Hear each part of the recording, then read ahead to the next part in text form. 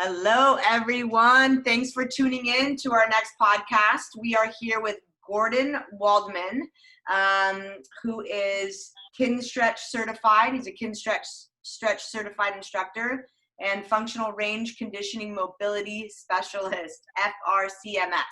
So, Gordon, welcome. Thank you for coming on. Thanks for having me. I appreciate it.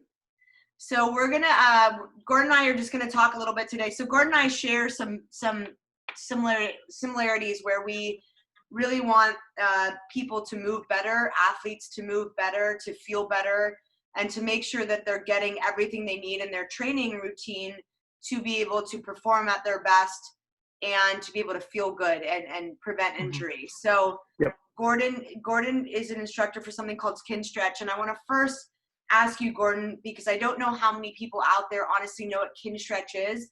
Can you talk a little bit about what Kinstretch is? Sure, I would love to. So I guess we'll kind of start with the 2-second passing you in the hallway pitch. Would be that Kinstretch is advanced stretching. So now that I have everyone's attention, that the elevator pitch. Because what is advanced stretching? A lot of people don't really even think that stretching is something that can be advanced. The truth of it is that stretching is a skill, right? And it's something that everyone should practice just to help them understand their own bodies and what their capabilities and limitations are. Because it's understanding those capabilities and limitations that are going to let people perform to their athletic potential, whatever that activity might be. So none of that really goes any deeper into like what Kinstretch is. So to get a little bit deeper into that, Kinstretch is a system. It's a system largely we use a lot of isometric movements to help people gain a better sense of what their body awareness is, right? And playing with the length and tension relationships of the muscles in your body. That's where I'd go with that. So Gordon, so I've taken a few classes in person from you, and then we transitioned to online. Yeah. When I'm doing Kinstretch, I know it's hard. Like for me, I sweat. It's very challenging, where to me, when someone thinks of stretching, they might think of, oh, I'm lengthening and it feels good and I'm breathing and it's kind of slow, but why is Kinstretch so intense? Like, what are we doing? Like, I know for me, I like push through the movement, but what specifically are we doing that it feels intense, and why is that beneficial? Right. So I had mentioned isometrics, and there's a couple different kind of threads that we got to like unpack and unravel here. So a lot of what people view as traditional weightlifting is doing a rep, right? Is really, we use the analogy of it's an off and on light switch, right? People are either doing the rep or they're not. When in reality, your muscle is a lot more like a dimmer switch with like a slider. It's like you can have it on and off, but there's different variations in intensity, right? You can have it 10%, 20%, 30%, all the way up and down. And so that's part of it, right? So like, part of Kinstretch, we're trying to teach people and get them to understand, right, that like this is the actual type of relationship that you should have, and that we're trying to like engender with your muscles. So you're saying it's not really like a rep, no rep situation, but more of like a sliding scale almost? That's exactly it, right? And it's about being able to create a tension through the muscle, right, while not necessarily having any weight attached, right? So it's like being a master of your own internal environment and increasing your awareness of that tension, right? Because if you look at people like gymnasts, right? I mean, these guys are, and like especially Olympic gymnasts, they have amazing muscle tone, right? And they barely lift weights, right? They're really just lifting their body. So like being an athlete without weights is something that's really possible. You just need to train a certain way. So another thing that we're doing in Kinstretch, right, is we are doing a lot of isometrics, right? And what isometrics is doing, the reason that you're sweating, right, and the reason that you're like, this is really hard, is because we are really cranking up the neurological drive, right, and potentiation of the muscles, right? So we're basically just really concentrating on like that one little movement, pushing as hard as we can using all those muscles and just holding that, right, and getting all of those neurons to fire, right? And and what you're doing is you're helping your nervous system adapt, right, and give it a larger neurological capacity for work, right? So that's why, even though we're not moving a lot of weight, you end up at the end of the class or at the end of like the rep that we are doing so out of breath and just so tired. One of the biggest things that we get, first comments that we get after people's first Kinstretch class is like they slept really, really well that night. And that's because what you're doing, you are just exhausting your neurological system, right? And you're giving it more endurance. And so what that is going to lead to, right, is a greater overall capacity. Because what we're doing is building the foundation to your fitness, the foundation that everything else is going to stand on. And the larger and wider that foundation is, the more stable of platform that you are going to have for everything else that you want to do. I love that. So, sometimes we'll say you can only be as strong as you are balanced. Absolutely. And that, it sounds like that's also what you're saying, that it's muscle, mind, body awareness. So really understanding what I think is huge, because I would say the biggest thing I see with somebody who's novice that hasn't developed that relationship yet. Mm-hmm. So I don't mean novice in terms of athlete, because you can have a lot of really advanced athletes that still are novice when it comes to body awareness. Mm-hmm. But when I see somebody new in terms of that connection of the mind body neurological connection of body awareness, mm-hmm. You can see the miss in the strength, mm-hmm. in the balance, right, in the form, right? So for me, form is big. The no rep thing, strength and balance. Getting someone to pull their shoulders back, getting them to engage their rib cage. Mm-hmm. So to me, one of the reasons why I like Kinstretch at Hybrid is because it seems like a great partnership. Like you're learning how to build your foundation. You're learning how to have your mind and body connect and understand your body, and being aware of these systems so that you can perform your best, lift your best, run your best. All of those things almost seem to follow. Right. Yeah, that's a really, really great way to put it. Another kind of analogy that I like to use for like, Kinstretch and FRC is kind of what we're doing is taking a movement, right? This is just one approach with the system, which is one of the reasons why I love it. Is we're looking at a movement, right? Say like a squat, and we would look at that and say like, okay, what are the joints involved in this movement? Well, in a squat, that's like, your ankles, your knees, your hips, right, are the prime movers. But your shoulder mobility is also involved in it, and same with your spinal mobility. So that's something where we look at and say like, okay, well, let's break that down. We'll do some work for the ankle, right? We'll do some work for the knee, and explore what the capacity that needs for that specific movement, and work on the capacity of those individual parts, right? Because what it becomes is it becomes the sum, right? A question of, is the sum greater than, or is the whole greater than the sum of its parts? Yes, there we go. That's the right analogy. Right. So it's like think of it as like we're taking out a car, or we're taking a car apart individually, making sure each piece is perfect, right?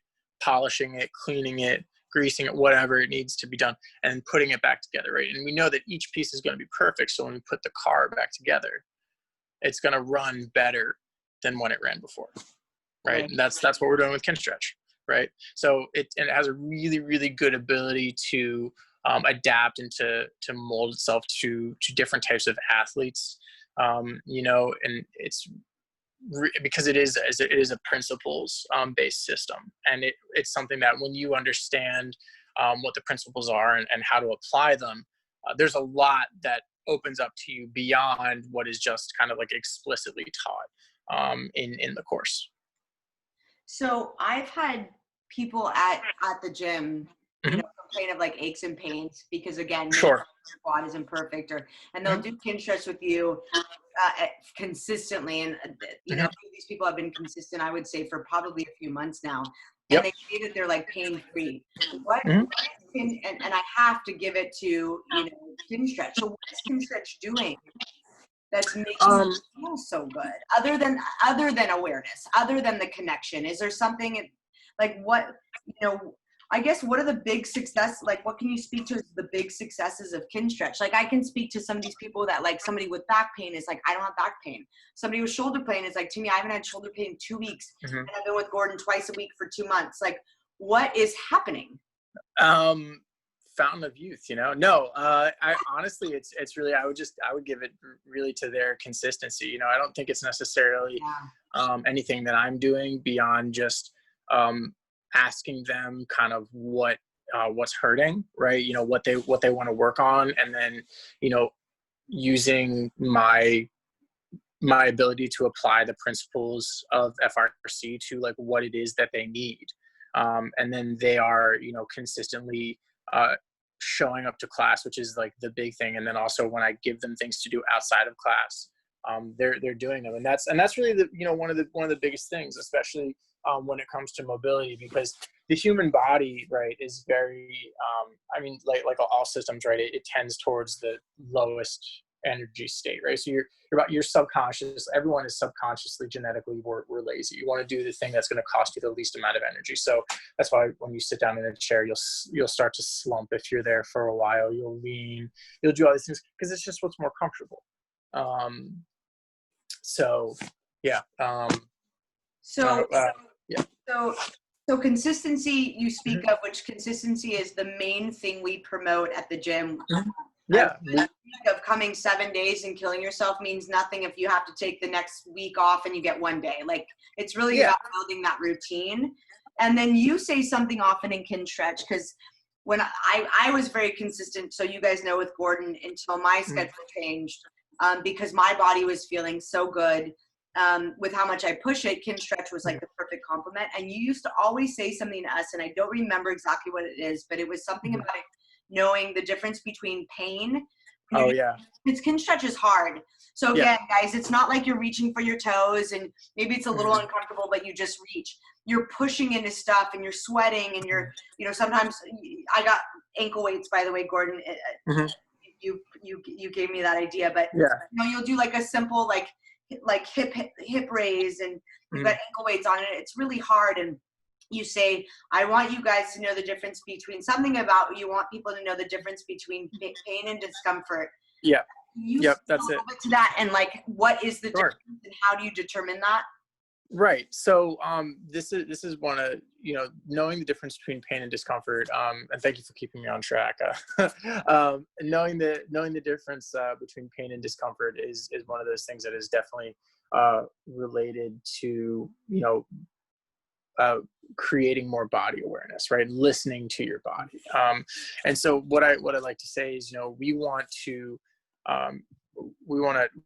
tread the line and walk that very fine line between pain and discomfort, right? And what you want to do is if you want to lean into discomfort, especially when that relates to your muscles, but like if it is painful, then that is something that we want to stay away from.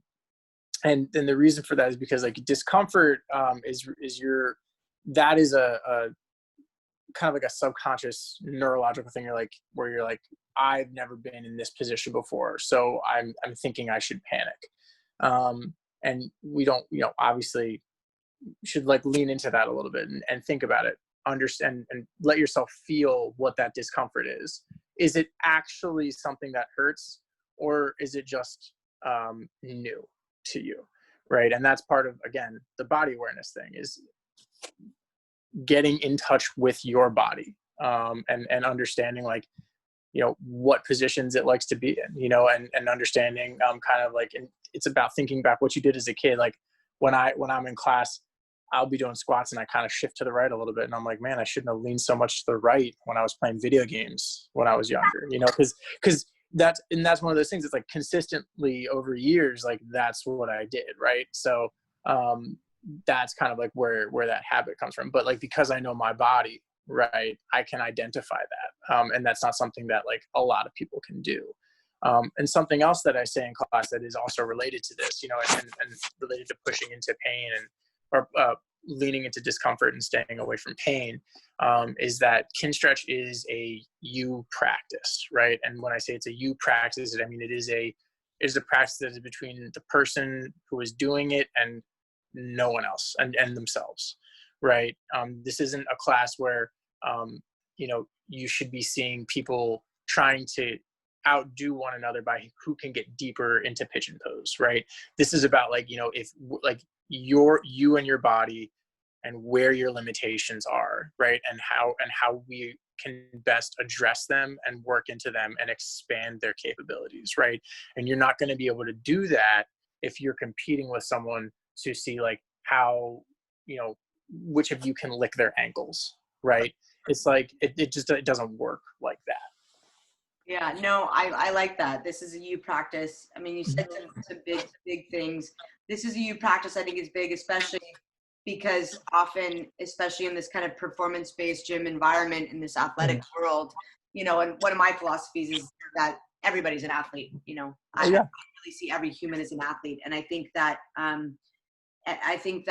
you know, that is very competitive, and so it's nice to have an addition to that lifestyle and that need in our workout environment, where you have the part where it's really just about you, and it's like you said, it's not about who can lift their ankles. I love that, like who can get the fastest time. It really is about like, how are you doing and how are you progressing, right? And I really like the stuff you say, leaning into discomfort, riding the line of pain versus discomfort. So leaning away from pain, but into discomfort, knowing the difference, but also riding the line, because we really do that in our athletic-based gym as well. It really is similar. It really is a wonderful compliment, because it's a compliment in terms of how good it makes you feel, in addition to how much you're really asking your body to work. And then it really is a compliment in terms of asking somebody to ride the line, but making sure they know the difference between, to me, this hurts me, Gordon, this hurts me, versus to me, this is hard, Gordon, this is hard. Okay, well, is it uncomfortable? Yes. Great. Is it painful? Right. No. Okay, great, stay with it. Well, yeah, That's right. I feel like I'm on a pain scale now. Okay, stop. So I think that that's true for so many things. It's really just kind of good quote for life. Sure.